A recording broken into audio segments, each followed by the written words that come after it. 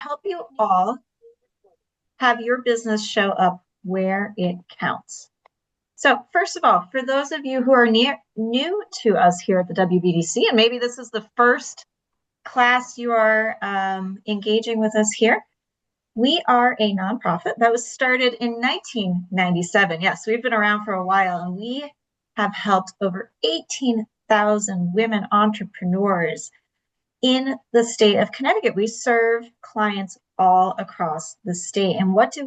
We help women entrepreneurs and business owners start and grow and prosper in their small businesses. And we do that through a few different ways, through education, through training, one-on-one advising, and classes just as these that you're attending.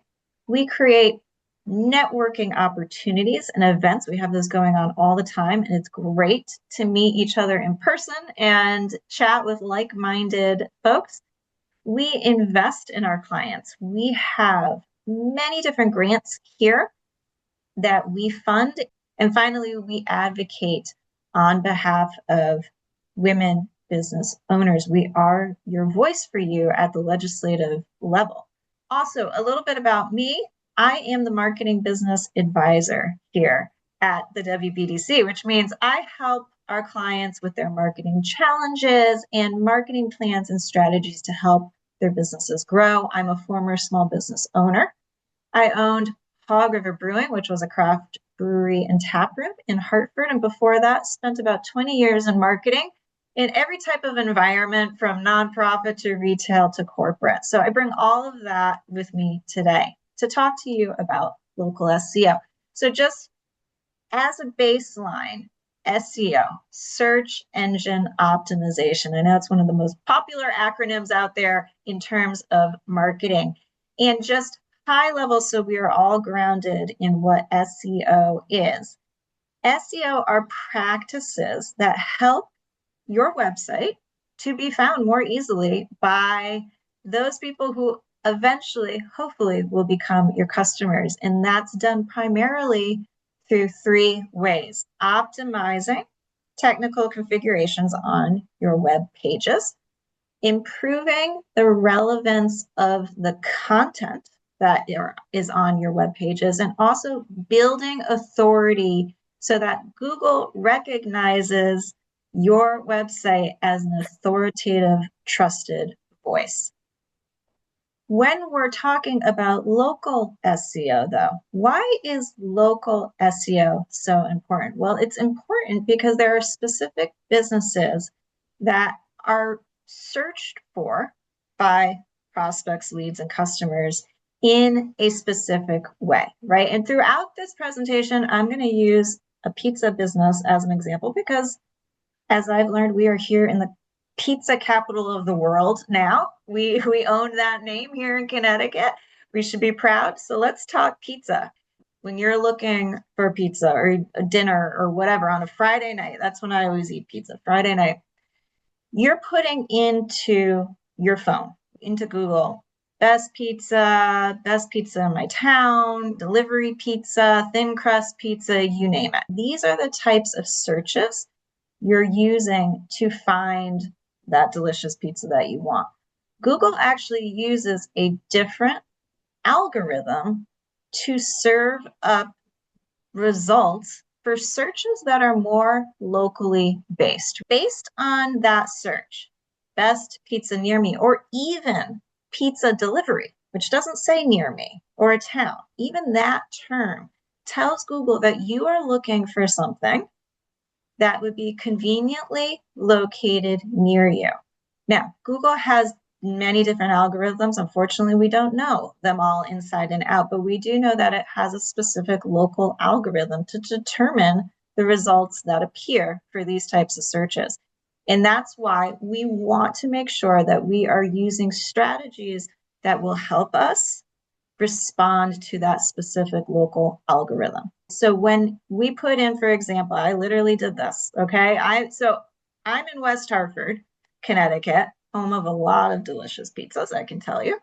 And when I put in pizza delivery right on my computer while I was sitting there in West Hartford, these are the local top 3 destinations that appeared. So this probably looks very familiar to you all, right? We call this the local pack or the map pack. So we have a map here showing us the actual locations on the map. And then we have typically 3 listings here. Sometimes you will see 4 because they do allow one sponsored listing to also be included here. So if you are paying as a company to be found on this search term, you might appear here. Okay, so I just want to ground us in this is what we're talking about when we're talking about local SEO. We want to be found right here. What types of businesses benefit from this the most? Not every single type of business should be thinking about local SEO. Primarily, this will be useful and effective for you if you are a brick and mortar. You have a consistent physical space. So let's say instead you do a lot of pop-up markets and you're changing your location all the time. This would not be as beneficial for you. Also, if you are a business that focuses on serving a specific geographical location, perhaps you own a house cleaning company and you service, the Farmington Valley, or you service New Haven County, you have a specific area where you are focusing on. In contrast, if you are an online shop only, let's say you are selling skincare online and maybe you pop up at a few locations locally, local SEO is not as effective for you. Now, that's not to say we won't go over some principles that are certainly just as beneficial in broad SEO strategy today. So again, don't leave the meeting. Everything you pick up here is going to be beneficial. But I just want you to understand that local SEO is trying to bring up, Google is trying to bring up results for the person who's searching online that are geographically close to them. And if you are simply an online business with no physical location, or you're not targeting a specific geographic service area, you are not a prime candidate for being shown in a local result by Google. Okay, I hope that makes sense. As we talk about our strategies for local SEO, I prioritized for this hour today 5 essential to-dos that I would love for you to all take on in your SEO strategy, in your marketing strategy. Okay, so first is the number 1 critical point, and that is going to be mastering our Google Business Profile. We'll talk a little bit about staying consistent across all online sites where you have your business details listed, the importance of online reviews and testimonials, and I don't think I need to tell anyone here that your Google reviews are incredibly important, and then on-page content and technical optimizations in the 5th bullet point here, which is where we'll spend the bulk of our time. When we are thinking about our business and being successful, especially from a local SEO point of view, what I want you to do is think about showing up in your own backyard and being the number 1 trusted authority in your hometown, meaning maybe not necessarily where you grew up, but where your business is based, and where, if you don't have a brick and mortar, where you are focusing your sales on, picking that town. Why? Because if Google sees you as a strong, credible source in one town, that hometown of your brick and mortar, or that one town you're focusing on, only then will it decide to show you to people who are searching for you in other towns. Because certainly you have competitors in other towns that are holding that space. So start very micro local, right? If we go back to those pizza results, we all know there's 1,000. I mean, I actually wonder how many, I should have looked up how many pizzerias there are in Connecticut. But rest assured, even in West Hartford, there's probably over 100. That's how precise Google is going to get, not only were they showing me what's in West Hartford, but they were showing me what was closest to my street where I live. All of those pizza places were right up the road. I could walk to them. So you can understand how precise Google is getting. So there is no point, and you would waste your time if you are located in West Hartford, or I'm sorry, if a pizza place in New Haven was trying to get my attention in West Hartford. We see that. Okay. How do we show up in our hometown and as local as possible? Google Business Profile. If you have a business and you want to be found online, you must have a Google Business Profile, especially as we are talking about if you have a brick and mortar or you serve a specific geographic area. Back to the idea, if you are an online shop only, you may not even be able to get a Google Business Profile. If you are just simply selling online and selling to anyone who can access you online without putting a mark in the sand there to say, no, I only sell to this one town, Google will say, then you do not need a Google Business Profile. And I have clients come to me all the time and say, I can't get a Google Business Profile. That's because Google wants to know who's local. That's the point of the business profile.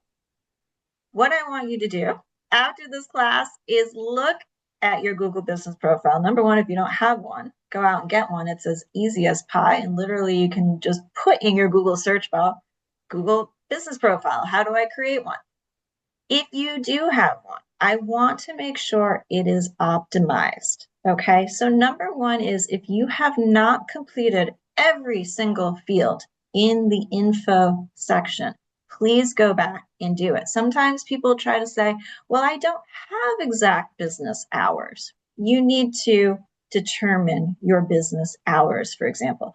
I don't want to use my home address. Let's say if you're a service provider, you need to provide some sort of business address. You can't skirt the issue on the info section. You want that looking complete because not only does that raise trust with users online, it also raises credibility with Google. Secondly, pick the single most accurate primary category for your business. The categories can get specific. So we might say hair salon rather than just salon. Then you want to add 2 to 3 second categories as well to continue to describe in detail the category of your business so that Google can use that information to determine, oh, the user is searching for hair salon, not nail salon. This business is going to be served up. Third, photos. Do not be passive on the photos that appear in your Google Business Profile. Number one, you can identify and choose a cover photo. I highly suggest you do that because you don't want to take a chance on a customer or someone else uploading a photo that's not great and that becoming, this large cover photo, or maybe it defaulting to the map or a logo that isn't inviting. You want to choose a cover photo that is enticing and speaks to what your business is about. Then make sure that you are adding at least 5 to 10 other photos that you've taken with intention, that are high quality and that show off your business. We can't stop users, customers from uploading their photos as well, but you want to make sure that you have enough high quality photos in there that show off your business. Because remember, for many people, this Google Business Profile is your homepage. This is what they see and click through before they ever get to your website and look at what you want to tell them. So this is your homepage, and it really needs to represent you as well as it can. The Google review link.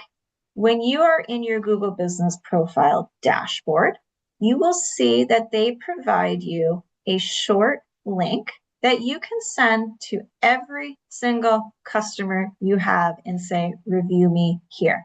That link will send them directly to your Google Business Profile so that their review doesn't end up on other sites that aren't as beneficial for helping you be found online. You need those Google reviews, and we'll talk about why.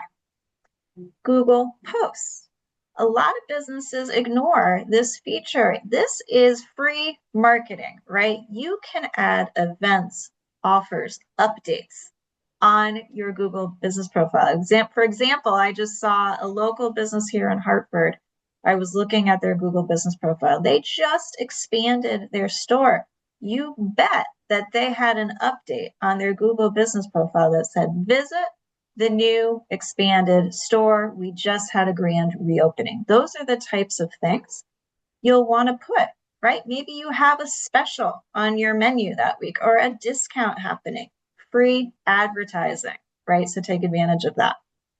Services and products, make sure that you are filling out this section as well to list all of your offerings. Remember, this is your homepage, and a lot of users might be getting all the information they need just from your Google business profile. So the more it is complete and filled out and accurate, the better off you will be. Finally, there is a questions and answer section of every Google business profile. Google encourages you as the business owner to ask your own questions and answer them. So treat this as an FAQ. You can put out questions that are most commonly asked by your customers, or maybe even questions you have found that most people have. So for example, if I were this Joey's Pizza Pie, I might say, do you offer pizza by the slice? And then I would answer, yes, we have daily pizza by the slice specials. Think about how you can ask your own questions and answer them, right? And you want to monitor the questions and answers so that other people aren't answering questions on your behalf. Okay, 7 quick, easy things you can do to optimize your Google business profile. And you better believe that Google wants you to keep this updated and active. So be an A+ student for Google and keep your Google business profile optimized and active. The other thing is, don't set it and forget it, right? Go back to this often. Number one thing I see is businesses ignore holiday hours. I don't know if it frustrates you, but it so frustrates me if I can't find the holiday hours on a brick and mortar or a company. So definitely always make sure that you are updating that. Respond to reviews, positive and negative, okay? That is critical to show that you are engaging. Remember, Google's looking for engagement. Add new photos periodically, right? Don't let your photos get outdated, and don't let user-generated content take over the photos that you have uploaded as well. If you are adding new products and services over time in your business, make sure you're going back and updating those.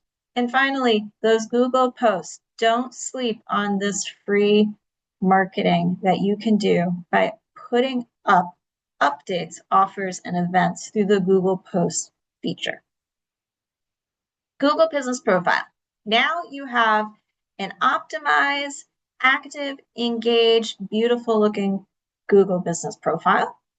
What we want to make sure now is that the information you have put in that Google Business Profile is consistent across your online presence, everywhere else that your business is listed. So number one, your website, it better list the same hours, address, and phone number that your Google Business Profile does. Secondly, often businesses are listed on Yelp. You might have a Facebook profile, Instagram. You might have other directories that you put your business on. For example, I know a lot of therapists put their businesses on Psychology Today. You need to ensure that your information is listed consistently across all those platforms. It's an easy miss. Trust me, I had to really make note when I owned my brewery. I made an update in one area, I had to then update it in the other. Not only does this erode customer trust if they're seeing different information, but it confuses Google. We never want to confuse Google. We want to, again, be a star student for Google, because if Google can trust that you are where you say you're located, you're open when you say you're open, and people can contact you through this phone number and at this address, then Google says this is a credible source that I feel good about serving up as a result, or when people are searching for the particular product or service that you provide. Google reviews. Now, trust me, I know getting Google reviews is not easy, and we probably need a whole nother class to talk about how to get Google reviews. But if you aren't prioritizing Google reviews right now in your business, this is your sign to start.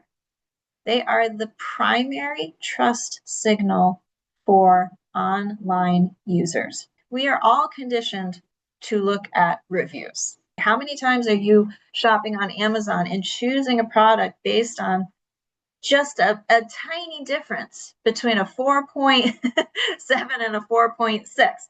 People are conditioned to trust reviews.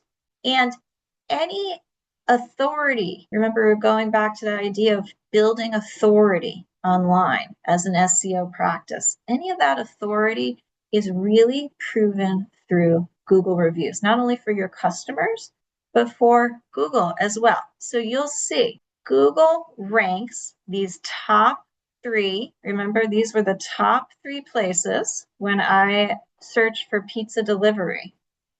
And you will notice that this is not a mix of someone having maybe 20 reviews and the next having 1,000. At a minimum, we see right here 486 Google reviews. In order to be listed in this top 3 list, you would, as a business, have to at least have 486 reviews to even play in the playground here, okay? I mean, they all have about the similar ranking, but I have actually seen worse ratings still appear here because the volume is high enough to get in. If you are not asking every single customer that buys from you for a review, start today and use that Google review link that you can get from the dashboard of your Google business profile. That makes it super easy for them to review you. Volume of Google reviews is very important for Google saying, should I put this business in the top 3 results? Those reviews for Google are demonstrating your authority and credibility as a business. And boy, don't go into pizza, okay? Because you're going to need a heck of a lot of reviews to be found. On-site content. This next section that we're going to be talking about with on-site content, we're going to spend a bit of a time here because this is really a critical piece. The material we just talked about really has a lot to do with your Google business profile, right? Optimizing that profile, making sure you're getting a lot of reviews on that profile, and making sure that your business details are consistent across the web. In this bucket, we are talking about how to improve the content that is on your website so that Google can crawl your website and say, ooh, that's the right word. That's the right answer that my user is looking for. This is all about saying, how can I create the most relevant content that answers users' search questions or queries? In the next few slides, we're going to talk about how to use location modifiers, just meaning we need to put in the content on your pages the city and town you're in, maybe even the neighborhood, and of course the state. Most importantly, though, we need to write content on our website that is aligned with search intent, and I'll explain that in a minute. Then we need to map keywords to specific pages on your website. And finally, we'll talk about why having a blog is so important. Okay, so search intent. This really helps you develop a content strategy for your website. High level, we can think of users, and when I say users, I just mean people like you and I who search online. We can help them, we can think of how they search through 4 different categories. First is navigational. This is when you pretty much know what you want. I know I want pizza. And I'm trying to find either actually the specific, I know the business's name, or I just need to find pizza, that's near me, it's in my town. A typical query or search would be pizza near me. Navigational. Informational is I need an answer to something, right? I have a question or I need to learn something. So when I'm thinking about pizza or I'm thinking about maybe people searching for something in Connecticut, they may be saying, where can I find New Haven style pizza, but near me, right? I don't live in New Haven. This is where you're going to build out content that's found more in blog posts or in FAQs or more detailed pages on your website. Whereas the information that someone needs to know and Google needs to know to find pizza near me would be really just on your homepage saying pizza in West Hartford, Connecticut. That's a much simpler content. Third is transactional. This is when someone is ready to buy. Don't we wish all our customers were at this point? For example, like I need to eat tonight, I need pizza delivery. And this is where you might have very action-oriented web pages as a part of your website that when someone is in that search mode, that the web page that shows up for that search query is very action-oriented. It's an order now page. Okay, a little different than maybe talking about the style of your pizza and how it's inspired by New Haven style pizza and its thin crust. And then finally, investigation. This is when people are searching and researching. They're researching and considering, what should I buy? So I want to know, tell me what the best pizza is in West Hartford. Okay, now, of course, you can answer that question on your website through maybe some testimonials, maybe some studies, maybe, comparing your products to competitors. But ultimately, it's your reviews, your Google reviews that will help to answer this. Filtering how you write content for your website through these 4 search intentions is very helpful as you build out content for your website. The next step after we understand those 4 categories, your step would be, okay, I'm going to think of 10 to 15 keywords that my customers might use. And then I'm going to group them under the appropriate category. I did this as an example, thinking about if I were, a local pizzeria.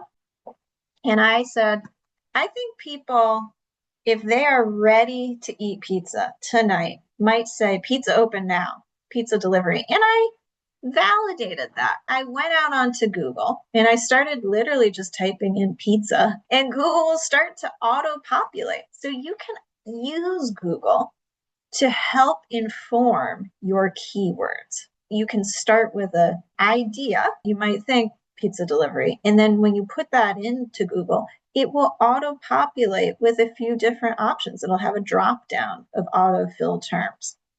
For the navigational, they would say pizza near me. The pizza, anything blank near me is always a very popular term. And when Google sees someone say pizza near me, what it does is it says, where's Joy and where's her computer? It's in West Hartford.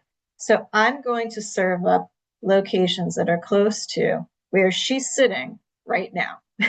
Okay, scary as that is. Then for investigation, People might be saying, I want the best pizza, I want the cheapest pizza, give me some information. World Wide Web, give me some information. That's investigation. And then informational might be, like we were talking about before, buy the slice pizza, or maybe I know where I want to eat and I need to see their menu. I need to see all their offerings. Now I have a great list of 8 keyword terms here, okay? The next step is going to be, how do I map that content to my actual web pages? A very common place to put your navigational content, saying that you are pizza in West Hartford, Connecticut, is typically on your homepage. Doesn't mean you shouldn't put it on other pages, but we need to have that front and center. Something transactional. Remember, people are ready to eat now, buy now. We might create an actual order page where they do that ordering. And we're going to put keywords on it like order delivery pizza in West Hartford. We're using that location modifier. Third, that investigation piece. Remember, one of the search terms was best pizza in Hartford County. I might actually create a page called Best of Hartford. We can do that on our website. We can create these pages just to house content. So maybe I have testimonials on here. Maybe I even won, sometimes you can win local awards. Let's say Best of 2025 Pizza, Hartford County. I might put it on there. I might link to the article that talks about my pizzeria being the best. Should I put this somewhere on my homepage to brag about it? Absolutely. But if I'm thinking about someone searching for this term, I want to have an actual web page just talking about that one topic. Same with informational. This was someone trying to figure out what's on the menu for the pizzeria. Do they have pizza by the slice? We're going to create a menu page for this. So you can see how we are creating web pages to align to the actions in the search intents so that we can put the keywords that are appropriate for these search intentions. I have a feeling I'm going to get questions about this afterwards, but I'll let this sink in for a second.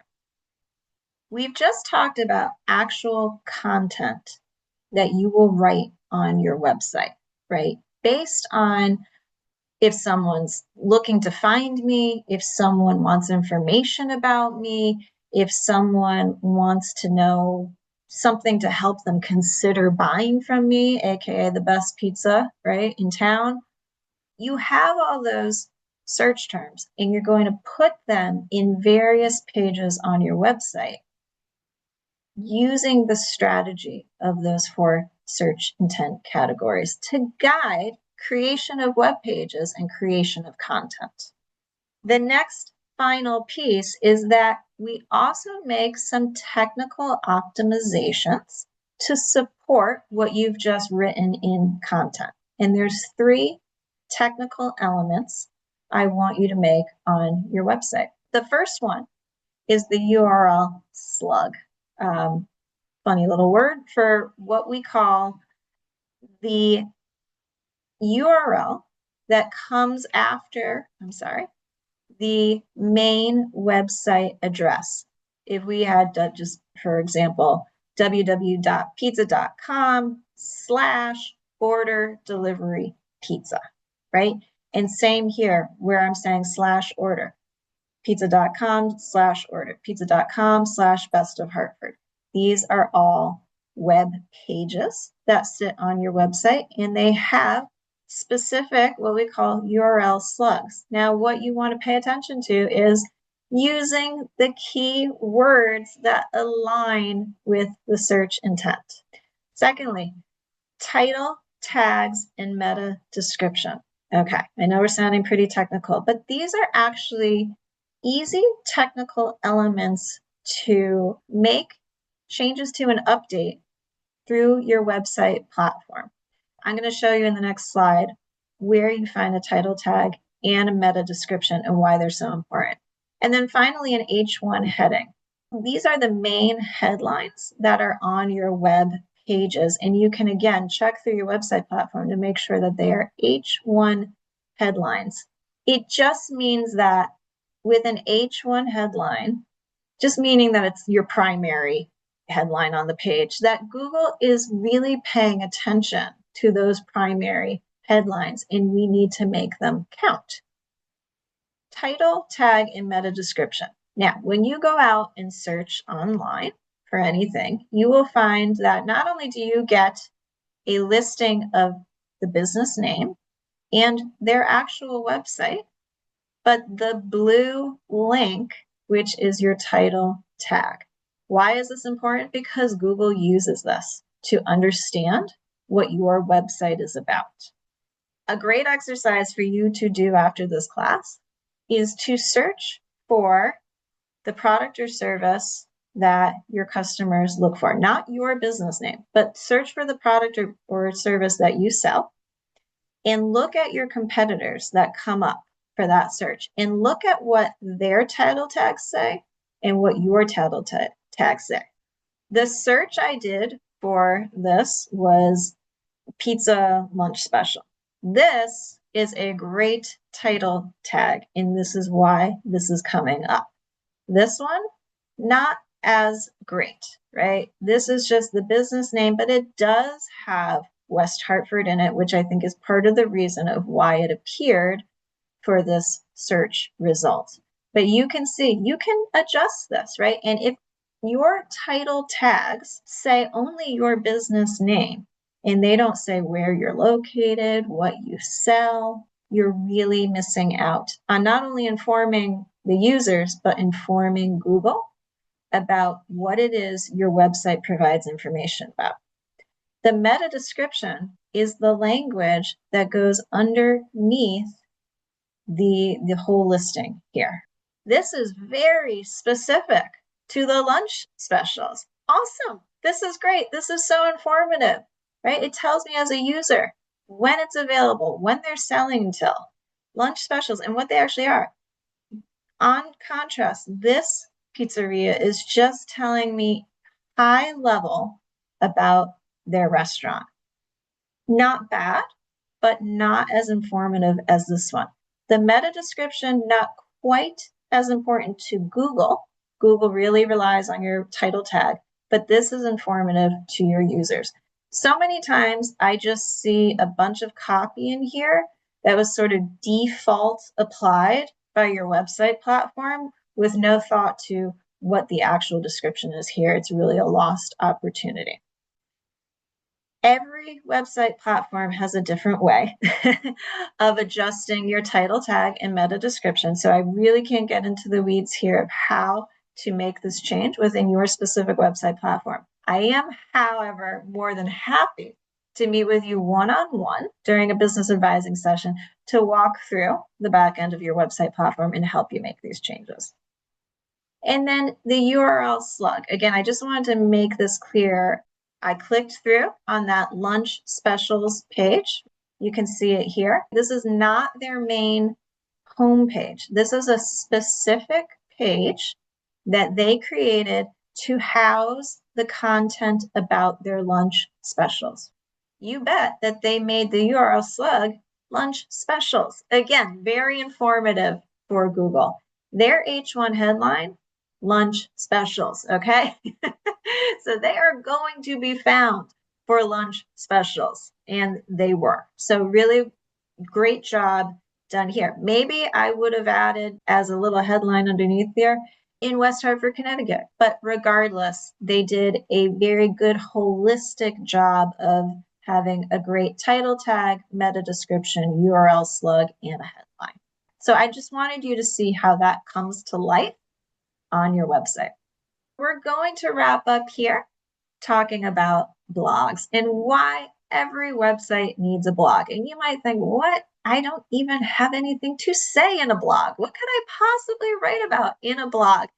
But a blog allows you to create multiple web pages with unique URL slugs that talk specifically to the topics that people are searching for. So for example, we said in our pizza example, people might be searching for New Haven style pizza, the best pizza, maybe they're looking for gluten-free pizza. There are things they are searching for that you can absolutely write content about. So don't think about a blog as it's sort of like a diary, it's content like that's from a journal. No, your blog is a way to provide informative, helpful, valuable content that draws people in because you're answering questions they're searching for. The whole idea behind blogs